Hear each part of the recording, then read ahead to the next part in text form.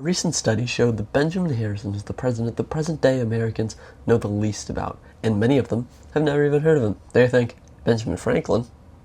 Wasn't he like 100 years before Benjamin Harrison? In spite of that, during his single term in office, Harrison achieved many important things like signing important bills into law, and the first Pan-American Conference was held. However, he was in charge during the Wounded Knee Massacre, one of the most embarrassing times in American history. He also openly said, on many occasions, just how much he hated the job and compared to it to being in a prison cell. He was the grandson of 9th President William Henry Harrison.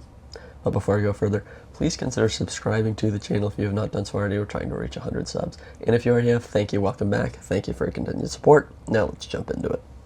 Harrison's Secretary of State, James G. Blaine of Maine, initiated the first Pan-American Conference in hope to increase American interests in Latin America.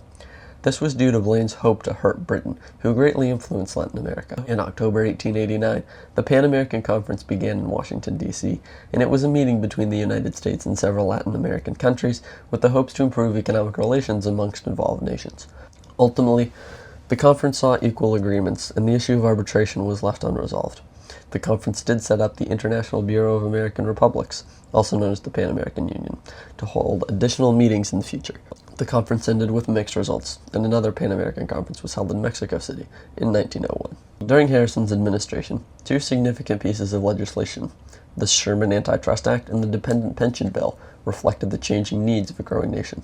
The Sherman Anti-Trust Act, passed in 1890, was the first federal law aimed at limiting monopolies and promoting fair competitions in the marketplace. Large corporations had begun to dominate industries, driving out smaller businesses with controlling prices, which alarmed both consumers and lawmakers. Though the law was not immediately effective due to vague wording and weak enforcement, it marked a critical first step toward regulating big businesses. President Harrison supported the act, recognizing the dangers of an unchecked corporate power to democracy and free enterprise. Meanwhile, the Dependent Pension Bill, also passed during Harrison's term, provided pensions to disabled Union veterans of the Civil War, even if their disabilities were not related to military service. This bill reflected the political strength of the Grand Army of Republic, a powerful veterans organization that had backed Harrison's election. Critics argued the bill would strain the federal budget, but Harrison believed that caring for veterans was a moral obligation. Both laws illustrate Harrison's willingness to address the needs of ordinary Americans, whether by protecting them from corporate abuses or honoring the sacrifices of our soldiers. His presidency contributed to shaping federal policy in ways that would influence the future of both business regulation and social welfare. He also signed the anti-lottery bill, an attempt to end the lottery, because he believed it was a net negative for the country. The Wounded Knee Massacre was a tragic event that occurred on December 29, 1980. Marking one of the darkest moments in U.S. history. It took place on the Pine Ridge Indian Reservation in South Dakota, where U.S. soldiers killed around 300 unarmed Lakota Sioux men, women, and children. The massacre was fueled by fear and misunderstanding. The ghost dance movement, a spiritual practice among indigenous that U.S. officials believed was a sign of rebellion. Harrison played a significant role in escalating tensions leading up to the massacre.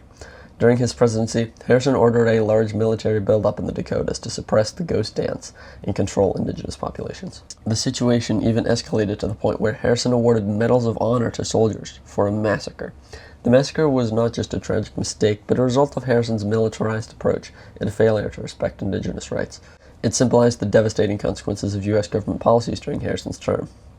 Even though Harrison is unknown to many Americans, his legacy is deep and has many interesting aspects to it. So I hope you learned something new from this video. Hey, fun fact, Benjamin Harrison is the only person to be preceded and succeeded by the same president. That president is Grover Cleveland. Click here to learn more about him.